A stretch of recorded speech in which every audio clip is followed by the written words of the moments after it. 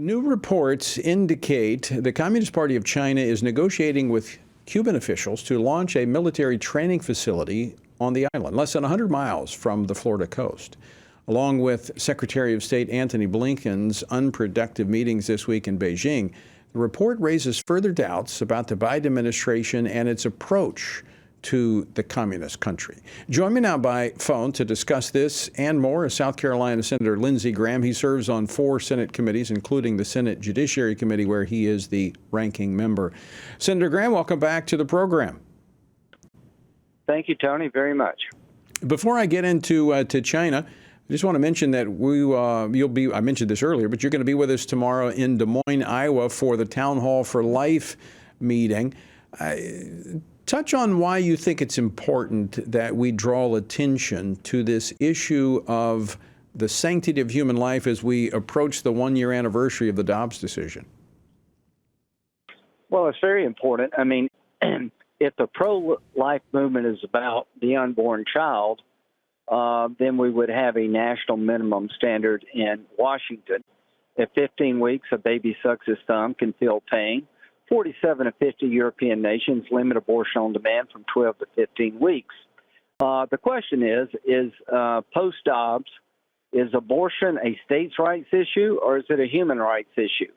Does it really matter what state you're conceived in if at 15 weeks babies feel pain and most places in the world except China and North Korea outlaw abortion at that moment in time? So this is an important discussion we're having tomorrow. It's going to define the future of the pro-life movement. And in my view, the status of an unborn child is not a states' rights issue. It is a human rights issue. Senator, it only seems to be Republicans, some Republicans, not all, but some Republicans that are suggesting this is a states issue because it's certainly not coming from the Democratic Party. In fact, this was just earlier this afternoon. First Lady Jill Biden had an event at the White House called A Conversation at the White House on the Impact of the Dobbs Decision. I want to play this clip for you and get your response. Clip 5, please. The Dobbs decision was devastating, and Joe is doing everything he can do to fight back. But the only way that we can ensure that every woman has the fundamental freedoms she deserves is for Congress to make the protections of Roe v. Wade the law of the land once again. So it certainly doesn't sound like the Democrats think this is an issue for the states. Well, number one, the idea of making Roe v. Wade the law of the land is not what they're doing. They've introduced legislation that will allow abortion on demand up to the moment of birth with taxpayer funding. Roe v. Wade didn't allow for that. This is well beyond Roe v. Wade.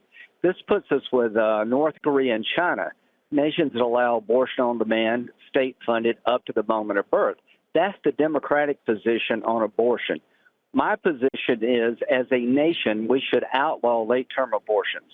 At 15 weeks, a child is capable of feeling pain, whether they are conceived in California or South Carolina. 47 of 50 European nations prohibit abortion from 12 to 15 weeks. France is at 14 weeks.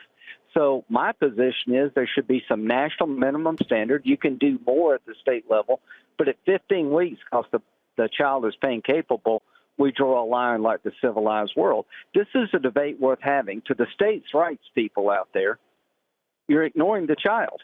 What does it matter where you're conceived if in 15 weeks a child's sucking their thumb, they can feel pain? If they're dismembered in California, that matters to me.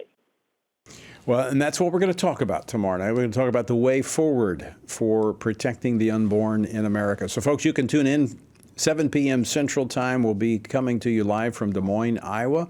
To find out more, go to prayvotestand.org/townhall. All right, Senator, I want to transition to the fact that we now know that the Chinese are in conversations with the Cubans to put in place a joint military training site just 100 miles from the American shore. Your thoughts? Well, if you've ever bought a car and you threaten to walk away from the dealer because you thought it was too high, and you turn around before you get out of the parking lot and you come back to talk to him, you're not going to get a good deal. So we have China setting up shop to spy on us 100 miles off our coast. And what do? We go uninvited to China to smooth things over. You talk about a sign of weakness. Can you imagine Trump going to China after such provocation? So the Chinese must be just laughing.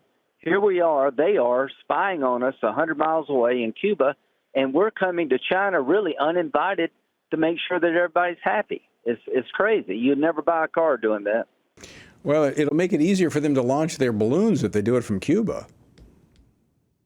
This is insane. This just shows that they would crawl through glass to get a deal with Iran. The Ayatollah wants a nuclear weapon to blow Israel off the face of the earth. If you don't believe me, just listen to him. So we're living dangerous times. Yeah, they're going to the Chinese Communist Party not to complain about spying in Cuba, but to calm things down. Well, the best way you can calm things down is not put up a spy shop 100 miles off our coast. Right. Well, Senator, I know you have to go.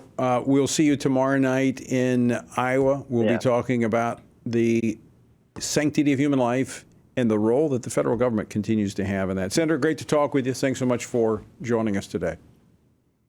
God bless. Thank you.